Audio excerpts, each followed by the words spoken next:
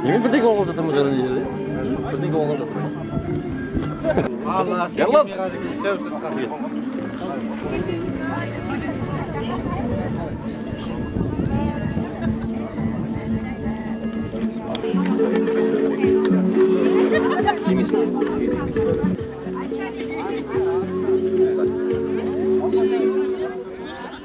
Тарбағатай, аудандық басқарма. Бір-екі.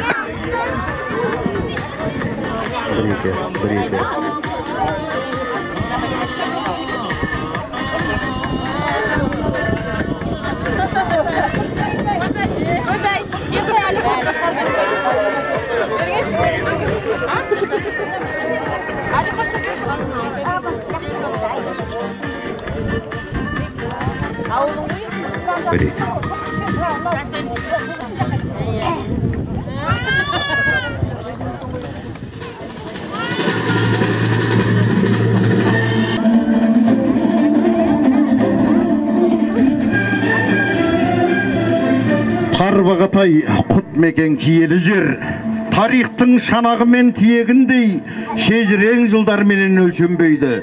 Сұр шертер ғасырлардың сілеміндей, сақтардың сарқытындай сарқылмаған, сақтадың жайлауыңда алтын адам, ақтардың адамзатқа құпияңды, тарихта құны барын артылмаған. Туған жер сенен қымбат таба алмаймын, қадіріңді мен де өзімше бағамдаймын. Қабанбай батыр шыққан киелі өлке, тұлпарының ізі қалған Дәулетбайдың.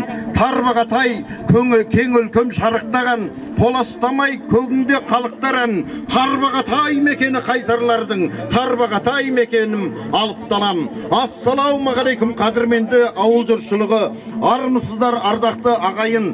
Бүгін міне Ақмектеп ауылындағы ауыл тұрғындарының көптен күткен қуанышына келіп отырмыз. Еліміздің басты құндылығы адам. Ұлт саулығы жақсы болғанда ғана қоғам дамиды. Мемлекет басшысының Қазақстан халқына жолдауында айтылған тапсырмасын орындау мақсатында денсаулық сақтау министрлігінің ауылдық денсаулық сақтауды жаңғырту ұлттық жобасы біздің ауданымызда сәтті жүзеге асуда. Бұл орайда ауданымызда ауыл тұрғындарының денсаулық сақтау ісі басты назарға алынып отыр. Осы ұлттық жоба аясында жүзеге асырылатын жобаның бірі Ақмектеп ауылына медициналық пункт салу. Ауылдық елді мекенді медициналық инфрақұрылыммен қамтамасыз ету өз нәтижесін беріп, сіздер бүгін ауыл медпунктінің алғашқы қадасының қағылуына куә болып тұрсыздар. Олай болса, қуаныш құтты болсын ардақты ағайын. Осы ауыл тұрғындарының ең қажетіне айналған медициналық пункттің болашақта сіздерге қызмет ететініне сенім мол. Ендеше құттықтау сөз аудан әкімі Жөргекбаев Дархан Шомпайұлына беріледі. Қадірменді менің жерлестерім, қадірменді Ақмектеп ауылының тұрғындары, міне бізде бүгін қуанышты сәт. Себебі президентіміз ауыл медицинасын стандартқа сай модернизациялау туралы өзінің жылдағы жолдауында айтылған болатын. Соғыстың тапсырмасы негізінде бізде осы Тарбағатай ауданында мынау авариялық жағдайда тұрған немесе стандартқа сай емес медпункттардың 9-ын салуды жоспарлағанбыз. Соның 6-ы міне биыл, оның біреусі міне өздеріңіздің ауылдарыңызда Ақмектеп ауылында құрылысын бастағалы жатырмыз. Бұл игілікті сәт. Себебі президент айтып отыр қазір, мынау адами капиталды ұлғайту. Адами капитал дегеніміз бұл тұрғындардың денсаулығы, балаларымыздың білімі мен өнерге құштарлығы, бұл мәдениет саласы, спорт саласы. Сондықтан осы жұмысты біз біртіндеп аудан көлемінде жалғастыратын боламыз. Осының алдында 4 ауылда осы іргетасын қалап, қазығын қаққан тұғынбыз. Мынау біздің ауданымызда болып жатқан 5-ші іс-шара енді Ахметбұлақта қалды. О жерде де бастаймыз. Сонымен қатар болашақта жоспарға енгізіп жатырмыз. Мынау Қабанбай ауылының амбулаториясын, Қарасу ауылының амбулаториясын стандарттарға сәйкес келдіру бойынша бұл жұмыс әрдайым жалғасады. Тек қана біздің тұрғындарымыздың дені сау болып, білімге құштар болып, мынау шекаралдың жанында жатсақ та көшпей, осы ел игілігіне қызмет атқарып атқан, үлкенді кішілі қызмет атқарып жатқан сіздерге үлкен рахмет. Себебі шекараны бәріміз айтамыз, оны шекарашы не әскери күзетпейді, оны осы жергілікті халық күзетеді. Сондықтан шекараның түбінде жатқан ауданда қалып, үдере көшпей, осы жерде туған жерлеріңізде қалғандарыңыз үшін үлкен рахмет. Енді кешелі бүгінді өзіміздің жерлесіміз Қазақстан Республикасының парламент депутаты, Аманат партиясының бюросының мүшесі Сайыров Ерлан Бияхметұлы келген. Ол кісі мынау тұрғындармен кездескен кезде шекаралық аймақты дамыту туралы үлкен жаңағы кешенде жоспар жасалып жатыр, заң шыққалы жатыр. Соған байланысты мынау біздің дәрігерлерімізге, мұғалімдерімізге, бюджет қызметкерлеріне жаңағы көтерме үстемақылар берілуі, жаңағы жалақысына үстемақы қосылуы, басқа да экономикалық тұрғыдан жеңілдіктер беру туралы заң жобасы еніп жатыр. Оған осы жерде азаматтар қатысты, өздеріңіздің депутаттарыңыз сұхбатта қатысты, естіп қайтты. Мысалы, бізде көптен бері проблема болып жүрген мынау Қарасу ауылы ешқандай бағдарламаға кірмей қалған. Әсіресе мынау соңғы кезде жақсы бағдарлама бар, президенттің қолдауымен ашылған. Бұл жаңағы ауыл ел бесік бағдарламасы. Соған тірек ауыл ретінде кірмей қалған. Қазір міне сол кісінің тапсырмасымен оған да жұмыстарды бастап кеттік. Ол кісі де болсам деп отыр. Сонда Қарасу ауылын енгізіп, анау шекараның түбінде жатқан жаңа ауылын стратегиялық ауылға кіргізу арқылы біз болашақта бұл ауылдардың да инфрақұрылымына көптеген қаражаттар келеді деген ойдамыз. Құрметті жерлестер, біздің қуанышымыз шексіз болсын. Әр кезеңде осы Ақмектеп ауылының қуанышына келіп тұрайық. Сіздерден береке бірлік пен денсаулықтарыңыз амандығын тілейміз. Рахмет сіздерге. Келіңіз, аналық ақпейіліңізді білдірсеңіз мұнарада. Қошеметімізді аямайық, құрметті ағайын.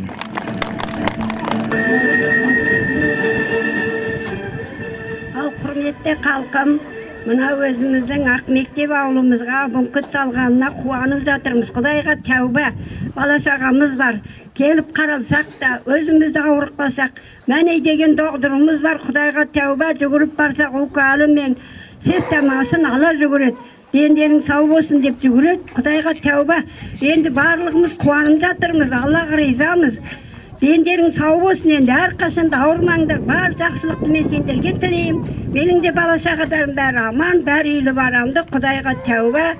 Немере шөбере шөпшек сүйіп жатырмын. Осы мына бүңкітті тұрғызған балаларға көп рахметімді айтамын.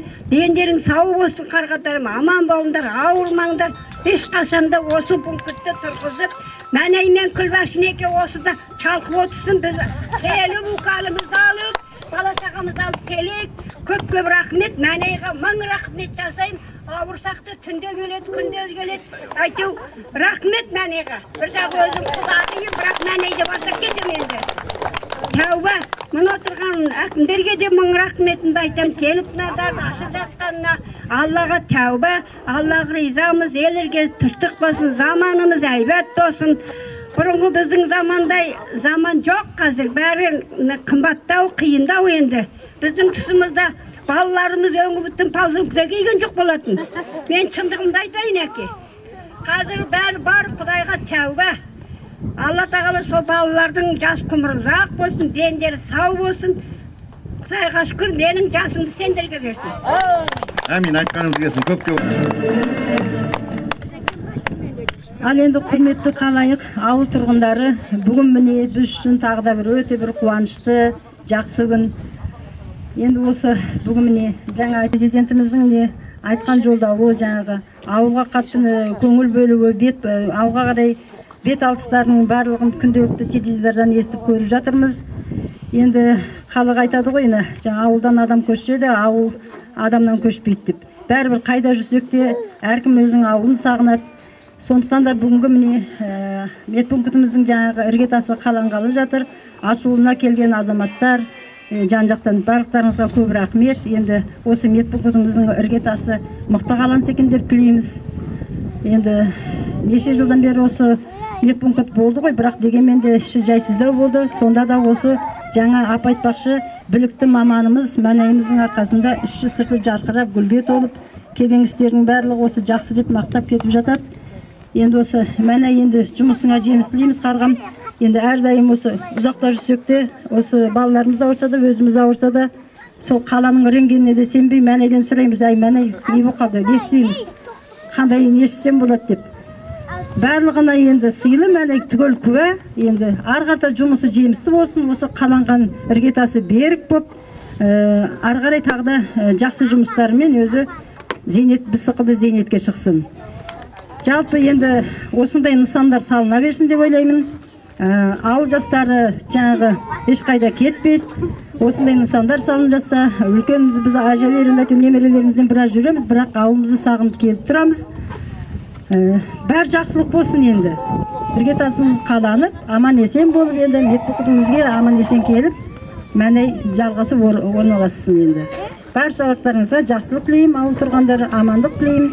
Әрдайым басымыз осындай қуанышта кезігіп, жақсылықты бірге тойлап, бірге жүрейік.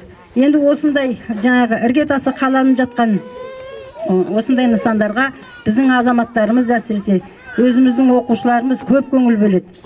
Әрдайым осындай нелдеді ана мешіт салғанда да осы ауыл тұрғындарының азаматтары, осы міне үлкен әжелер бәр қасында болдық. Енді осыған атсалысып жатқан жаңағы тендерді жатыр деп естіп жатырмыз Еркебұланды. Тағы да басқа азаматтарымызға көп рахмет. Азаматтарымыз енді осы балаларымыздың жетістігін біз осындайда көреміз. Рахмет сізге.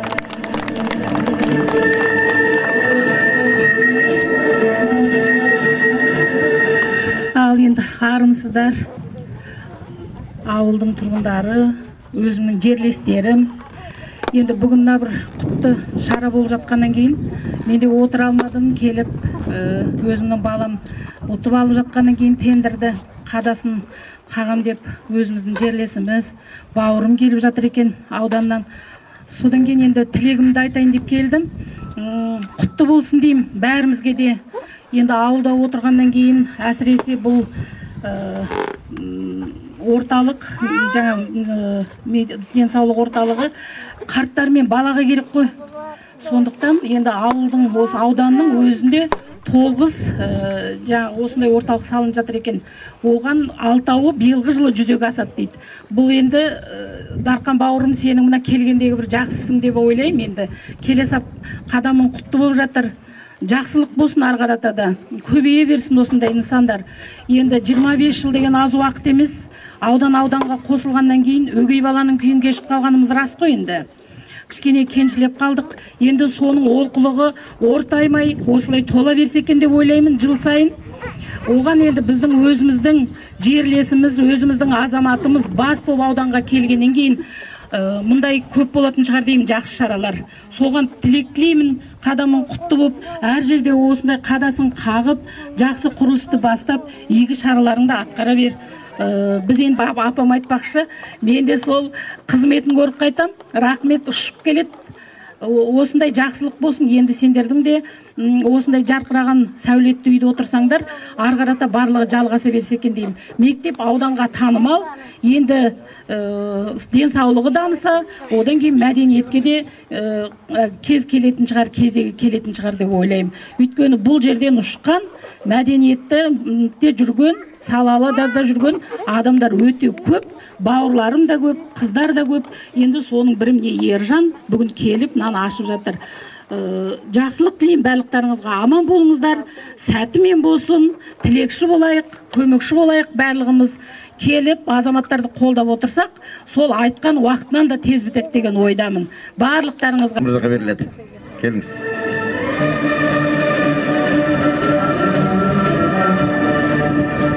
Ассалаумағалейкум, мына жұртшылық, Ақмектеп ауылының тұрғындары, мына біздің ауылда міне бүгін қуанышты дүбірлі той деп айтуға болады. Ауылымызға міне 30 жыл дегенде ел болғанда алғашқы мемлекеттік нысан салынғалы жатыр. Бұл бағдарлама ел президентінің жолдауымен жаңа медицинаны дамыту, ауыл медицинасын дамыту мақсатында, ауылды жерлердегі медицинаны дамыту мақсатында жасалып жатқан жоба деп ойлаймын. Қалай айтсам болады.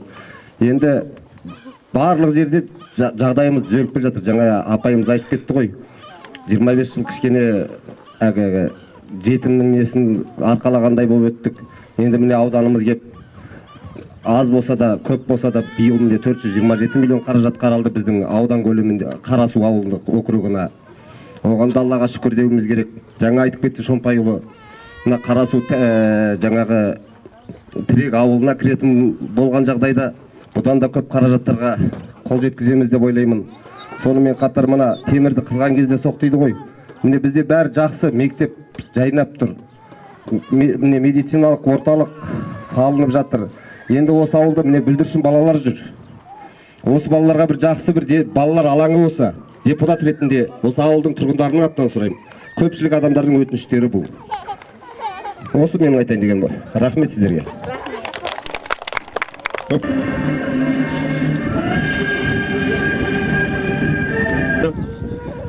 Сіздерді бүгінгі қуанышты шарамен шын жүректен құттықтаймын. Енді Ақмектеп ауылындағы медпункттың жағдайын өзіміздің Қарасудың дәрігері Бостанова Гүлжамал апай жарықтық осында жұмысқа келгенде бастаған осы істі. Осындағы жаңағы сол кезде ауыл тұрғындарының береке бірлігімен көзі жеткізген, өздерінің материалдарын алып қойып, өзіміз салайық осы медпунктты. Бұл аварийный деп. Содан біз енді заң жобасы бойынша олай салынбайды, олай келмейді деп түсіндіріп, жаңағы қағаздарын, құжаттарын жиналып, осындай жаңағы міне президентіміздің жаңағы жобасы арқасында осындай жаңа медпункт салу қуанышына келіп отырмыз. Енді менің бір қуанатыным жаңағы сіздердің өзіміздің апайларымызды Ақалат Абзалжан мөлдір қарындасымыз кезінде өзім сабақ берген соның бәрін құттықтап, тілектеріңізді білдіріп жатырсыздар. Ол өте дұрыс. Денсаулық саласы, денсаулық жаңағы зор байлық дейді ғой, адамның тісің ауырса да, ішің ауырса да, осы біздің кішкентай ауылдардың бәрін ұстап отырған береке бірлігіміздің арқасында осындай медициналық қызметкерлердің арқасы ешқайда кетпей. Бізде 19 медициналық пункт бар, кейбір жерде жаңағы тауда орналасқан, кейбір жерде көлде орналасқан деген секілді. Солардың барлығында Құдайға шүкір осындай біздің медициналық саласының қызметкерлері жұмыс жасап отыр. Енді сіздерді шын жүректен құттықтаймын, осындай жаңа тарихи сәтке келдіңіздер. Енді жаңағы мердігерге айтарым, абыроймен дұрыстап жаңағы 3 ай деп жазылып тұр, медпунктты салып, халыққа игілігіне беріп, өзіміз оны балансымызға алатындай сапалы да жаңағы жақсы бір медпункт салуға тілектеспін. Солың жаңағы ашылуында бәріміз аман есен, төрт көзіміз түгел болып, кездесіп осы жерде жиналайық. Рахмет. Толықбай Ерландай ағамыздан ақ бата сұрайық. Келіңіз ағасы, бата тілегіңіз қабыл болсын.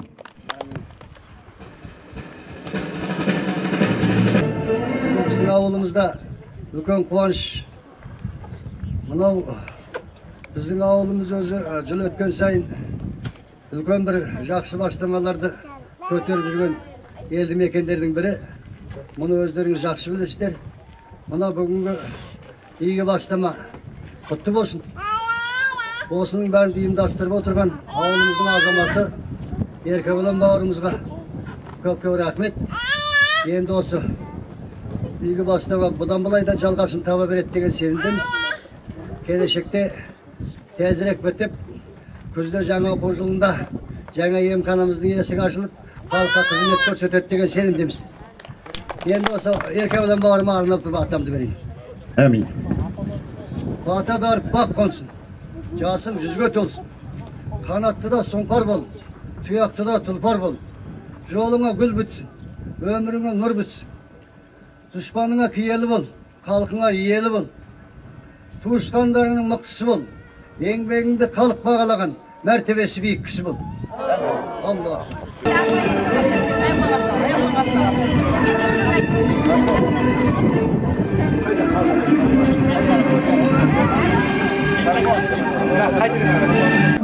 Таяуырақ келіңіздер, құрметті ағайындар, таяуырақ келейік. Бісміллә, қошеметіңізді аямай қардатты ағайын. Еңсесі биік, алқа құрмет, жасайтын ғимараттар салына берсін Тарбағатайдың төрінен, әр ауылынан, басқа ауылдарға да жүрісті болсын. Шашудан алыңыздар.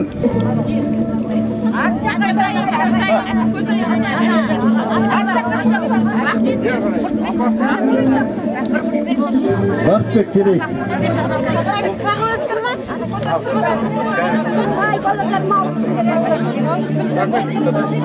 Қайбырақ назарда деп тұрайық бір бүгінгі тамаша салтанатқа арналып азаматтарымыздың тамаша әніне кезек берейік. Қабыл алыңыз.